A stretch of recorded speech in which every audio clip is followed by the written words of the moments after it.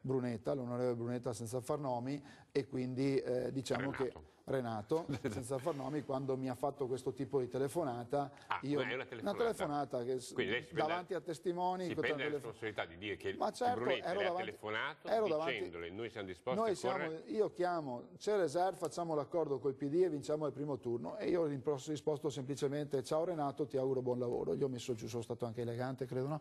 Potrei aver usato altri termini. L'aneddoto raccontato dal vice governatore Gianluca Forcolin, ospite alla Voce del Mattino su Antenna 3, è destinato ad alimentare ulteriormente le polemiche interne al centrodestra a San Donà di Piave.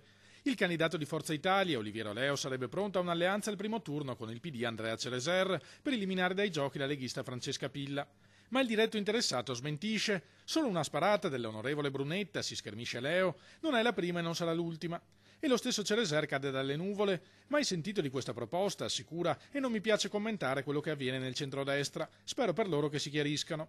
Resta il fatto, ricorda Forcolin, che Leo è già stato vice sindaco di Cereser e PD e Forza Italia non sono nuovi a questo tipo di accordi. Qualcuno diceva ogni tanto a pensar male ci si azzecca, no?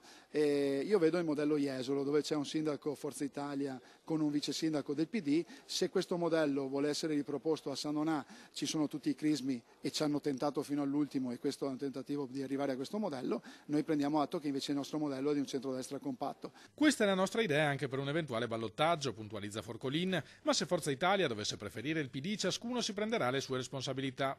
Anche a noi del resto le possibilità di un'alleanza non mancano. Non è detto che al ballottaggio non ci sia qualche elemento nuovo. Pensiamo solo all'ipotesi di un governo Lega 5 Stelle, magari sarebbero i grillini a dar una mano alla dottoressa Pilla, centrodestra appunto con la Lega, in una ipotesi appunto di vittoria finale.